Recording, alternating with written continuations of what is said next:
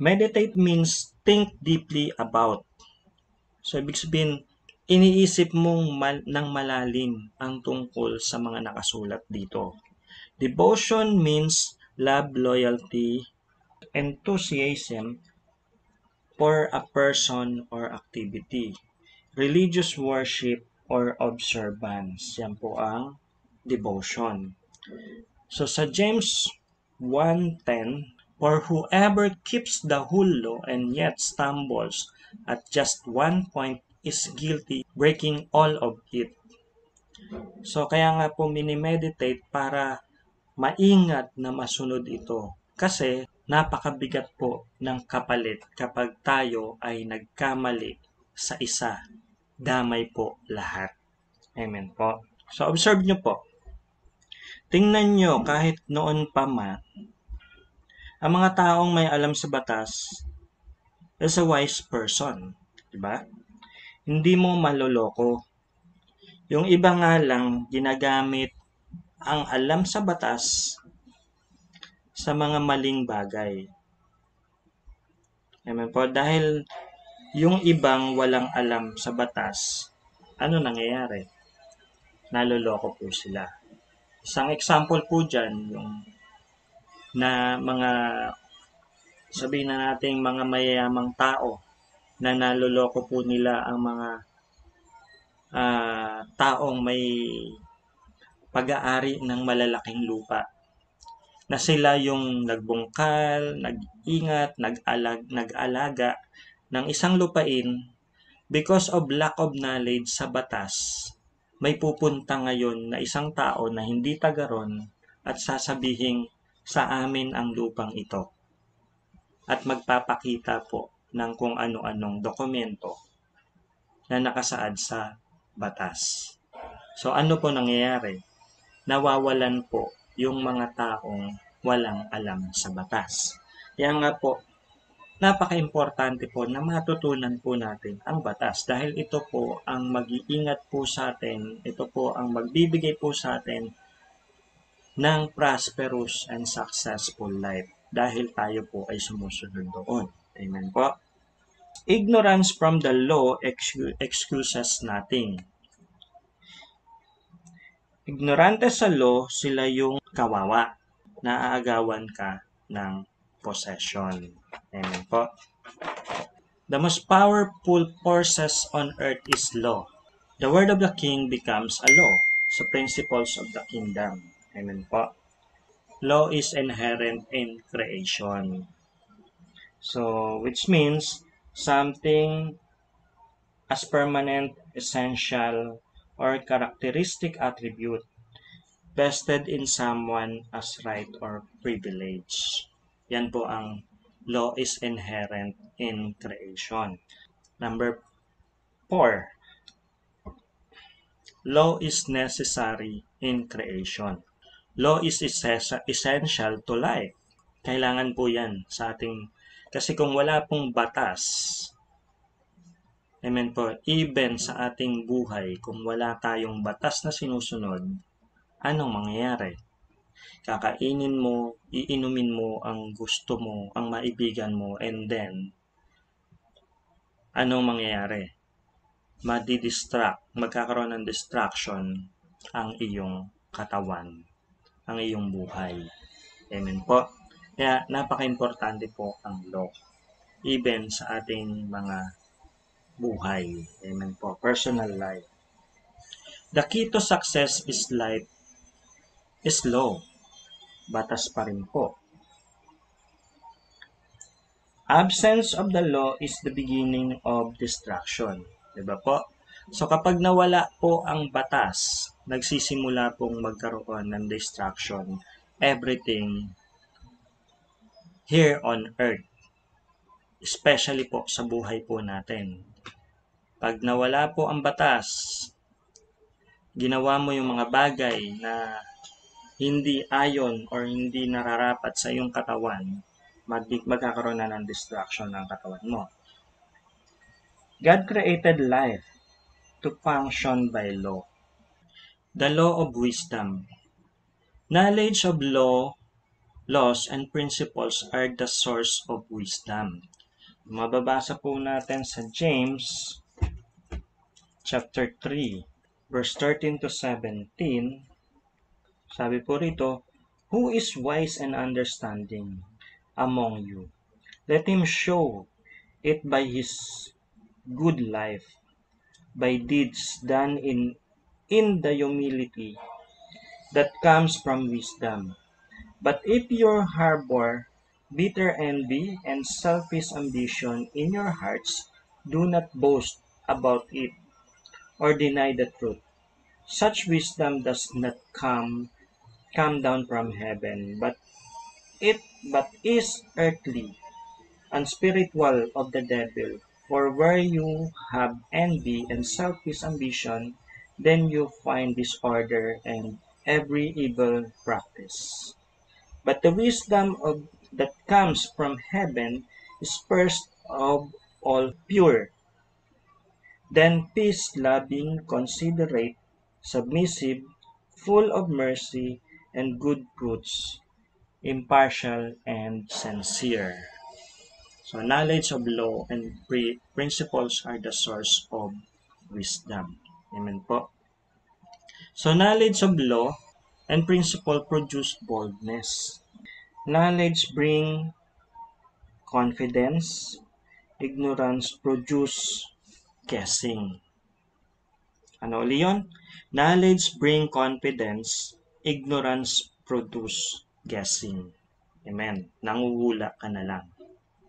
So, wisdom is law and principle applied sa James 3:13 to 17. Laws and principles are more than important than power. Sa Proverbs 9:10, fear of God is the beginning of wisdom and knowledge. Fear of God means you are afraid to break His law. Amen po. So, hindi po fear of God is matakot ka sa Kanya, kundi matakot kang i-break ang Kanyang batas. Amen. Yun po, yun. The danger of grace over freedom. Amen po. So, Galatians 5:13 to 15. You, my brothers and sisters, were called to be free. But do not use your freedom to indulge the flesh. Rather serve one another humbly in love. For the entire law is fulfilled in keeping this one commandment. One command. So love your neighbor as yourself. If you bite and devour each other, watch out, or you will be destroyed by each other. Amen po. Sa 1 Peter 2:16, live as a free people, but do not use freedom as a cover-up for evil. Live as God's slaves. Sabi po ni Paul is an apostle of law. He was against ritual religious that put man in bondage, but he never spoke against the law of God. Jesus came to destroy religion, which is having man-made laws attempting to get back to the kingdom. Amen po. So yan po ang danger of grace and freedom. In Matthew 23:1 to 39, ito po yung woes, 7 woes. Hindi ako nagkakamali. So Matthew 23:13 to 14. Woe to you, teachers of the law and Pharisees, you hypocrites! You shut the door of the kingdom of heaven in people's faces. You yourself do not enter, nor will you let those enter who are trying to. Amen po. So, yan po yung wino-woe. Danger of freedom is to yung mga teachers of the law and Pharisees are hypocrite na sinabi ni Jesus kasi nagtuturo sila ng tungkol dito pero isinasara po nila na wag silang makapasok doon. Amen po. So, kaya napaka-dangerous po nun. The priority of law in Matthew 5:17. Do not think means do not consider to, do not imagine to, do not dream to, do not assume to, do not suggest to, do not entertain the idea of, do not conceive the thought of. Abolish means destroy, set aside, invalidate, cancel, and eradicate. So grace is given so that we could keep the law. We don't obey the law to get grace. Grace means charisma. In Greek, it means a divinely conferred power or talent. The law and the prophets. The law, the original preset principle standard, and inherent regulation established by the Creator. The prophets, the individual chosen to declare, teach, magnify the law of God and their declaration. So yan po ang laws and the prophet. To fulfill the law, enforce it, explain it, restore meaning, restore the spirit of the law to demonstrate how to practice. So yan po. So, John 1:17, for the law was given through Moses, grace and truth came through Jesus Christ. Grace is the ability to keep the law. Truth means original meaning. So, sa pinag-aaralan po natin is, if God's willing and we ask the Lord our God to reveal what is the truth about laws and righteousness. Amen po. At hihingin po natin sa Banal na Espiritu ang pagtuturo niya. Sa pag-aaral natin ito is magkakaroon po tayo ng kaliwanagan patungkol sa topic po natin ngayon about laws and righteousness. Amen po. So first, we seek the kingdom of God. Nang sa gayon, malaman natin kung paano ang isang kaharian, especially kaharian ng Diyos, ay nag-function po sa buhay ng bawat isa po sa atin. And about the laws and righteousness is kung paano naman po tayo kung paano po tayo kikilos ayon sa mga batas at kalooban ng Diyos. Amen po. To live righteous is to know His law. Sa isang bansa, para maintindihan mo at makapamuhay ka ng makatwiran sa isang bansa, kailangan po naintindihan po natin ang kanilang batas. Example, the simple things na saan dapat tumawid, saan dapat sumakay at bumaba ng sasakyan, yung mga simpleng bagay na yon, kailang kahihinto, maintindihan mo yung traffic rules, maintindihan mo yung ano yung mga do's and don't ng isang bansa. Dahil kapag isa doon na violate natin, ay meron pong authority na pwede pong mag-punish sa atin. Amen po.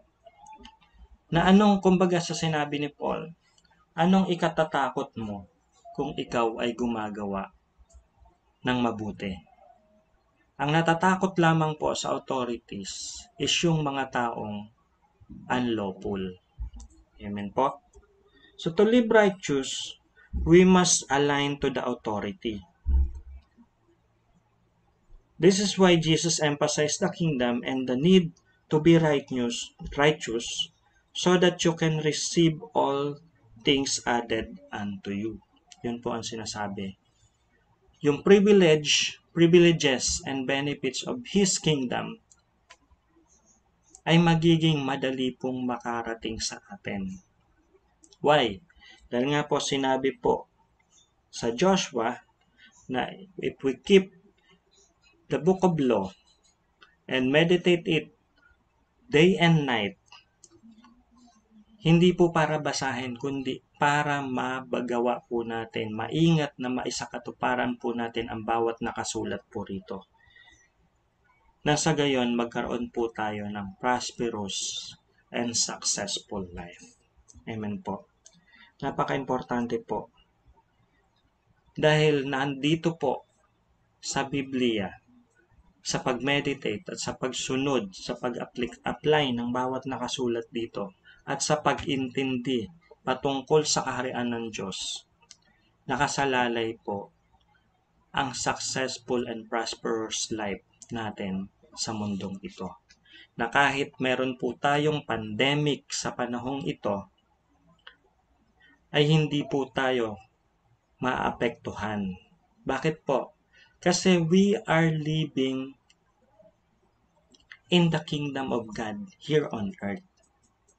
Hindi ka namumuhay dito sa mundo lang, kundi ang mundo natin, ang ating kaharian ay wala po sa mundong ito, kundi nasa kalangitan. Amen po. Kung ang batas na sinusunod natin ay batas ng Diyos, it is also applicable here on earth dahil sabi nga po, sa binanggit ni Pablo, di ko lang matandaan yung tamang chapter and verses, is kayong mga alipin, sumunod kayo sa inyong mga tagapamahala or sabihin natin mga amo. 'Di ba? Sinabi po niya doon. Dahil ituring po natin silang mga Diyos na natin. Amen. Which means is dahil may Diyos na mas mataas sa Kanya. Amen po. Kaya matuto tayong sumunod. And sinabi rin po na kayong mga amo, pangalagaan yung kanyang mga slaves. Kasi merong Diyos na mas mataas sa mga amo na yan na pwedeng magparusa sa amo na yon. Kapag ang mga slaves niya or yung mga servants niya ay kanyang inaapi. Amen po. So the importance of understanding laws and kingdom righteousness, amen po, is para kahit nandito po tayo sa mundong ito, sa magulong mundong ito, ay umiiral naman po sa atin, sa sarili po natin, ang kaharian ng Diyos, na kung saan, dahil mas mataas ang Diyos, amen po, natututo po tayong sumunod sa umiiral na batas sa mundong ito. At doon po natin makikita yung kaibahan ng sumusunod sa batas ng Diyos, sumusunod sa Diyos, sa hindi. Makikita po natin yun dahil tayo po ay supplied ng all these things na sinasabi po sa Matthew 6:33. Amen po. Hindi po sa pagmamataas po yun, kundi para po ipakita sa atin ng Diyos na ang kanyang mga anak, na kanyang mga tao ay hindi niya pababayaan. Amen po. Na hindi makakaranas ng anumang bagay na, kumbaga, mayroon mang crisis sa mundong ito. Sinasabi nga po na hindi ka magiging apektado nito kung ikaw ay nakapaloob sa kanyang kaharian. Amen po. So, nasa sa atin po ang sagot. It's up to you. Gusto mo bang manatiling mamuhay dito sa mundong ito?